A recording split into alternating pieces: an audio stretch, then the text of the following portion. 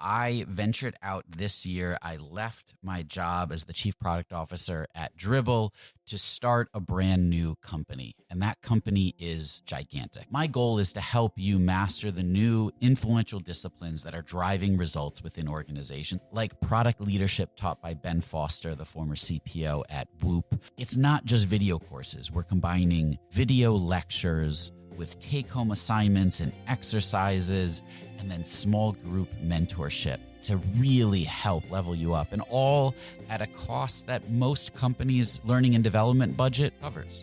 So if you're interested, go to gigantic.is, that's gigantic.is, sign up for a course, and I'll walk you through everything that you need to know. And if you enroll and let me know that you heard about this on Rocketship, I've got a special discount for you.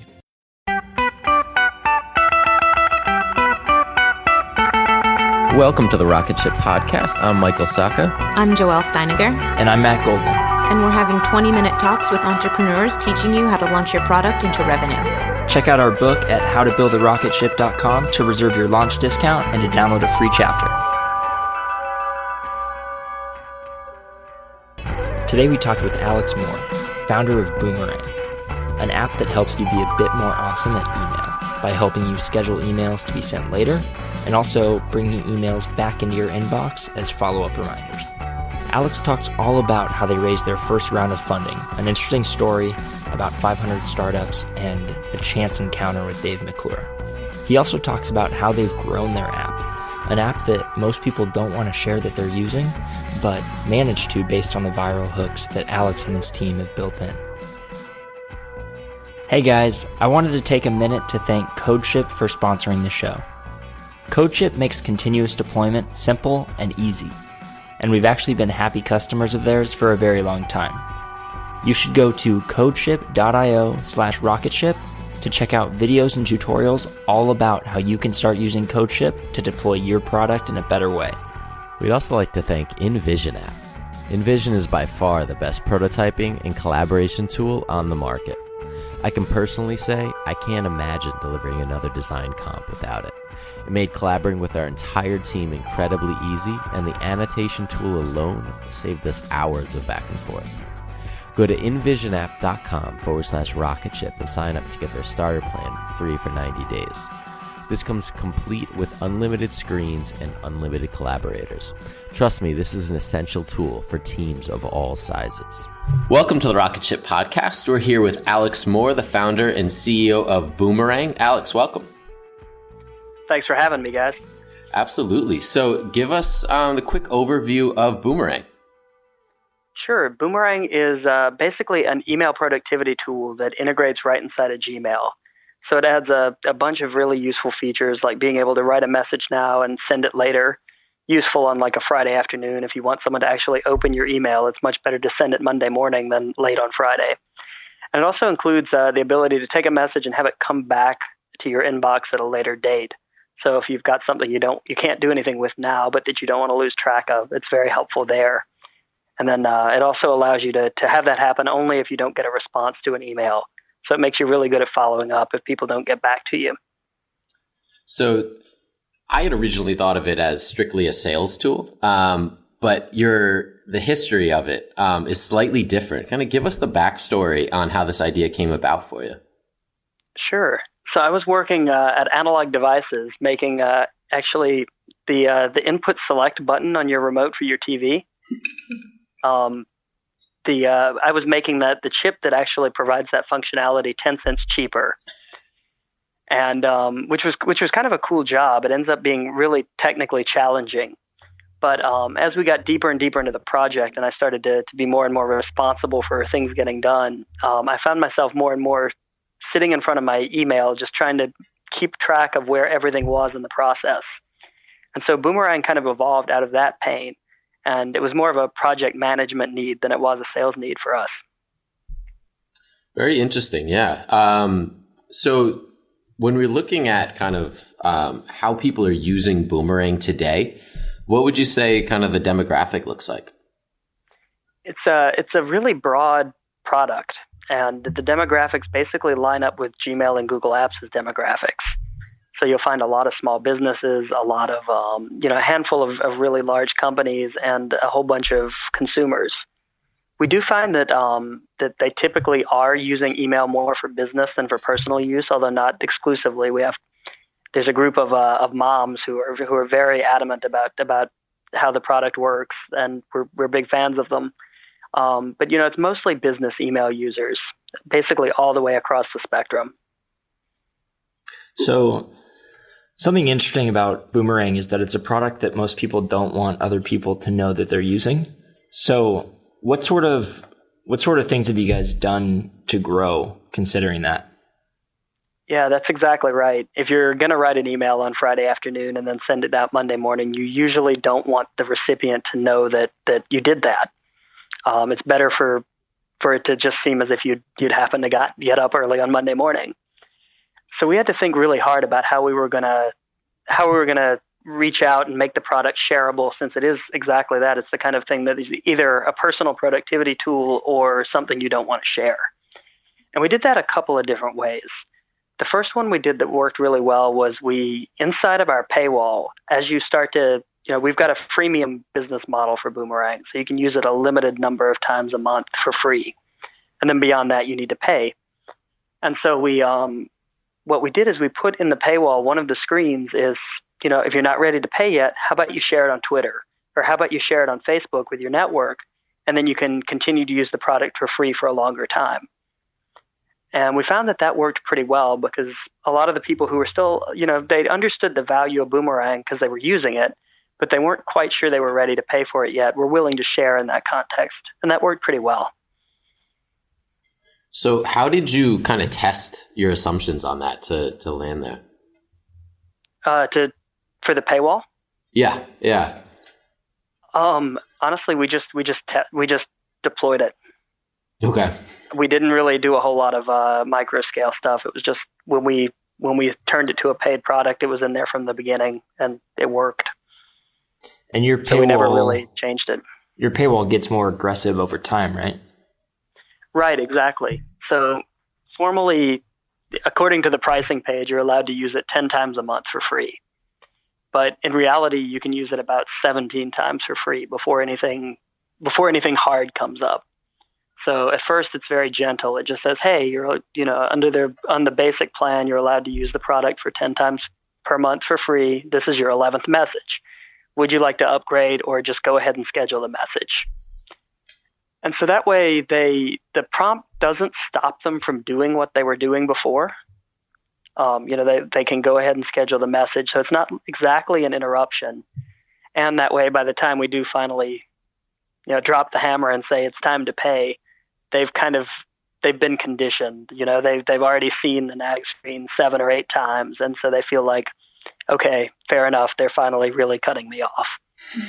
It's interesting. And the first time, it's probably a scary, oh crap, I can't use this anymore, and then a delightful realization that they can a couple more times. Had you guys tried doing shutting it off after the 10th originally? No, we built it this way from the beginning, and it's been really great. And so and it also is kind of the thing where it's like, if you're really using it 11 times a month, fine. That's okay. If you're using it, 50 or 60, then yeah, you should pay. So it feels like it's a little bit more of a balance. And we have some fun with it too. I mean, the final paywall ends with a limerick. If you don't buy, we'll starve and then die. So no more messages for you. This episode is brought to you by Miro. So when I was at Dribbble, over the 6 years, there was one tool that we would always use when we were doing cross-team collaboration. Whenever the collaboration started to get complex, we would bring in Miro. It made it incredibly easy to align stakeholders across regions and time zones, and definitely teams, with ease. And we were able to do all of that while being a completely remote team. It also has integrations into Jira, Azure, Rally, a lot of the tools that you're using already for product management and engineering. So you can import tasks from them as native cards, and it helps you see the big picture. It also helps stakeholders to understand what work needs to be done. It was incredibly valuable. And then they even have an estimation app that gives you a clear understanding of the work scope, lets you identify gaps, and then it has the ability for you to set clear expectations for delivery, especially when you're working across functions. So your first 3 Miro boards are free forever when you sign up today. Go to Miro.com/podcast. That's Miro.com/podcast. What percentage of people would you say are sharing? I don't know off the top of my head. Significant number though, for sure. And we did a couple of other things to make it viral too. So for example, you may not necessarily want to tell the person you're sending an email to that you're working at 3 a.m. and that, you scheduled the message for later. But people are interestingly enough, they're pretty happy to share that on social media. So we created a suggested tweet where if you're on the free plan and you use Boomerang a couple of times after, I think the threshold is 2 a.m. We pop up a little suggested tweet for you that says, "Hey, so that people don't realize I'm actually a vampire. I'm using Boomerang." And people are more than willing to tweet that. I mean, I think some of it's the vampire the vampire metaphor, but they're happy to share that on Twitter too. And so that's also worked pretty well for us. How did you guys decide on the price? I'd love to say that we were pretty scientific about it, but we weren't. Well, no, that's not true. We were kind of scientific about it. It's been a while, so I'm a little rusty. So we did 2 things. One is we got a piece of advice from one of our investors that we should charge 3 times what we think anyone would actually be willing to pay for it. And we kind of tucked that away in our brains when we were doing our early experiments. And what we did is we before we enforced any kind of pricing, we put a button on the web page that said, "Hey, do you love Boomerang? Buy a subscription." And it was always completely voluntary at that point. You didn't have to do anything. Like, there was no impact to your service, whether or not you bought a subscription or not. But so it was basically like a glorified donate button. And we tested some different price points in there, and we found that $5 a month was the largest significant spike, if that makes sense. And you were making more at 5 of what people were willing to pay than at 10, so to speak? Right. So we had a handful of people who we asked them to prepay for a whole year when they did the subscription. And we did have a few people who paid us $120 for the year, but we didn't have nearly as many as we had, offering to pay $5 per month for a whole year. So we saw, okay, that's a good price point, because that's the maximum that a massive number of people are willing to pay. And then we kind of took that information back about, rule of thumb, charge 3 times as much as you think, and put that for the higher tier plan. Yeah. You mentioned one of your investors. When did you guys raise money? We raised back in the winter of 2010 and the spring of 2011. We raised an angel round. And you're profitable now? Right, we are. So talk about how that deal looked and how you got the investors on board with a deal that potentially wasn't going to go on to raise subsequent rounds. So we, oddly enough, we started in Boston, and we had no luck whatsoever with the Boston angel investor community. I think we went over high 30s. Wow. And it was tough. Boston's pretty conservative. Okay. And we were doing something kind of new, a Gmail plugin that wasn't really a thing yet. And we were all technical, which is also not really the Boston investor thesis. Did you have numbers at this time, or was it very early? We already had users. Okay. We didn't yet have revenue, but we already had users. And so I was out here I was in San Francisco in between 2 weddings. Just about at the end of my rope, had basically, had credit card debt and no savings left. It was getting kind of dark, staying at this rat hole of an inn, just the cheapest place that you could get, driving a rented Chevy Cobalt. And it was the worst, had an investor cancel a meeting with me. The water was brown coming out of the tap. It was seriously like, the scenes in the movie where things are bad. It kind of had that vibe going. We pulled into the parking lot. There was a car on fire. I'm not even kidding. And there was, it was, I don't even know. So my wife and one of my co-founders, we worked together, was with me in the hotel room. And all of a sudden I hear her yelling. She's like, "Get in the car, 101 North." And I was just like, "What are you talking about?" Like, I'm still wearing the clothes I'd worn yesterday and had slept in because I was so emotionally drained. And so I got in the car and started driving, and she called me and she said, "Okay, you're picking up Dave McClure." Wow. He just tweeted that he needs a ride to his auto mechanic. You're going to this restaurant. Here's how you're going to get there. And so she coordinated the whole thing with Dave over Twitter while telling me how to get there. And I showed up at the restaurant, picked Dave up, drove him, the 25 minutes to his auto mechanic. We waved off like 5 mechanics so we could keep talking. And he wrote us our first check. Wow. That's awesome. That is. You said this was going to be a boring story. That's fantastic. So, crazy. Did you pitch him right there and then as he's getting his car fixed? On the spot. And we had some advantages. So Dave's crazy, but he's not that crazy. He'd gotten, we'd been trying to get in touch with Dave for months. So he had intro requests from us. His assistant was using Boomerang to help her manage his own email. So he had some good signals that the numbers, Dave's pretty focused on traction and are you using your traction well? And so he had some evidence that the numbers were real and, knew that we knew that the numbers, knew that I knew what I was talking about when we were discussing it. And, he was like, "This sounds cool. I'm in." Wow. So did you do 500 startups or just take an investment? So we were the part of the first batch of 500. Okay. Nice. And it's changed a lot since then. It was really, I don't know what the right word is to describe it. They hadn't figured everything out yet when we went through the batch. So it was still kind of like experimental. So it was pretty cool. It was a great experience. And we moved out here right after Dave wrote the check and raised the rest of our round, and the rest was history. But it was really great to be part of the accelerator and meet the other companies and get kind of a network out here of support group and fellow founders and other people going through some of the same things. Very cool.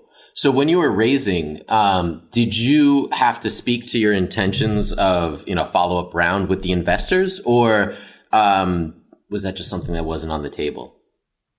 Well, I mean, we're not anti-funding.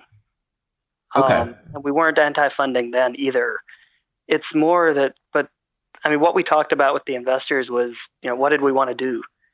And we wanted to make email work great, and that's a lot of opportunity there. So I'd say that the things that the investors who we got at least cared about were we working on something interesting? Could it potentially get big someday? And were we executing well? So I think that's really where their interests lay, I guess. Nice. Yeah. So what factors into the decision of whether to continue raising or not? I mean, we've talked to a variety of people on this and heard opinions on either side. And one of the opinions was when we spoke with Jason Cohen, and his perception was, if you're profitable, then you're not doing enough to grow. That you should be reinvesting everything, trying new hypotheses, and trying to find anything that you're leaving on the table. So what pushes you to make the decision to stop raising and to continue on the current path? Well, I mean, I would make the argument that if you are continually losing money and you only have $400,000 of which to lose, you don't last that long. Yeah. So we're not pocketing gobs of money either. We are reinvesting most of it and growing the team.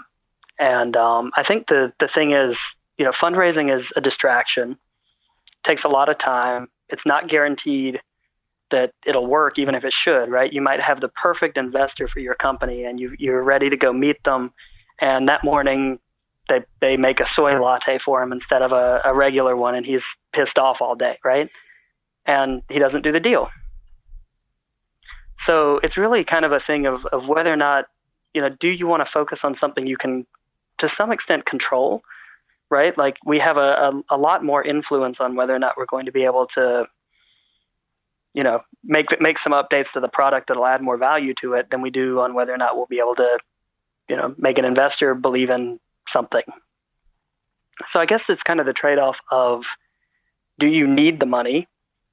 And if you don't necessarily have to have it, is it worth the investment of time and energy and focus of the team to go get it versus saying, okay, if we really double down on this and work really hard, in the next year we can double revenue.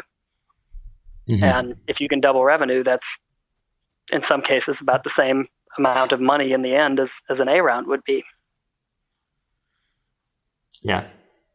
Very interesting. It's not a real, I wouldn't say that I've got all the answers or even a real decision path, but those are some of the variables that we thought about. Well, thank you so much for coming on, Alex, and sharing this with us. I really appreciate it. Tell us, where can we find you and follow you and Boomerang online?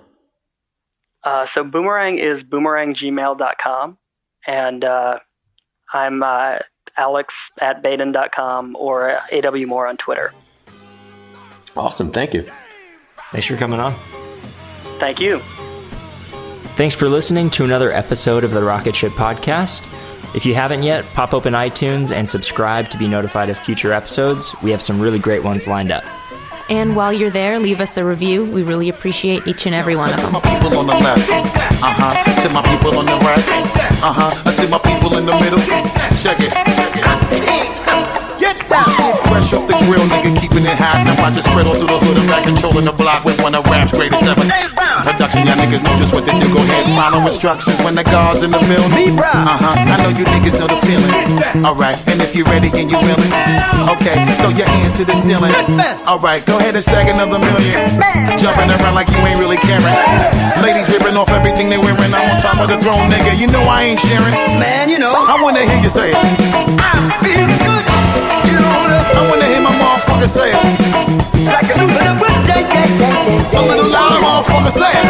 I feel good, baby, say it now. A little louder, nigga, say it. Like a little till the block start blowing up. And everybody throwing up.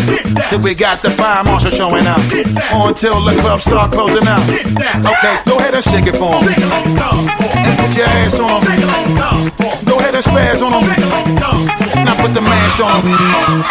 And while you niggas party shit, I spit a Jew for the thug. Before a nigga try to front, make sure you're two in the club. That ain't the basis of the shit, though it's true in this love. To have you niggas whining like a fucking fool on the drug. Now if you with me, motherfucker, we getting chisel, motherfucker.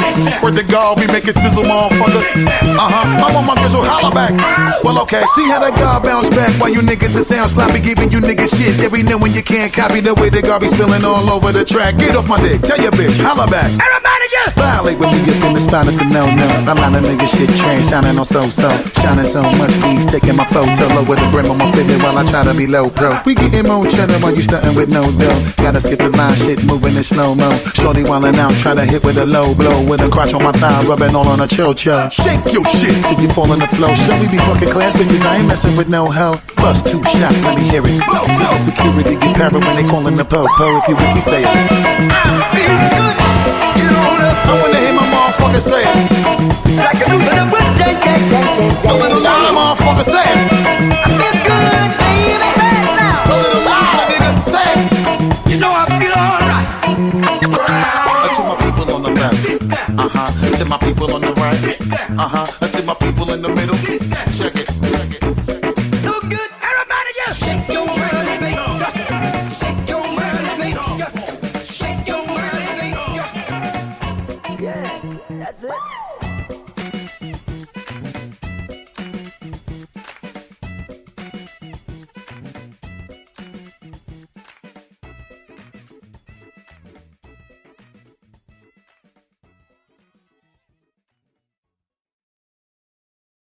It's pretty eerie, you're in a place that no human's ever been before. This is Armchair Explorer, where the world's greatest adventurers tell their best stories from the road. And 4 of us were swept down the side of the mountain, and then I knew there was no way out of this thing. From the heart-pounding to the inspiring and the downright insane. Find Armchair Explorer, a part of APT Podcast Studios, wherever you get your podcasts. Go and find what it is in the world that matches that wildness in yourself. Hey, my name is Lovan Rumpf, and I've been working my ass off as a celebrity stylist by day and a podcast host by night. At the Low Life Podcast, it's all about keeping it real. We're talking fashion, beauty, to religion, sex, drugs, mental health. I mean, there's no topic off limits here, and vulnerability is mandatory. You can find my podcast, The Low Life, that's L-O, no W, everywhere and anywhere you listen to your podcasts. New episodes are out every Thursday. We'll see you then.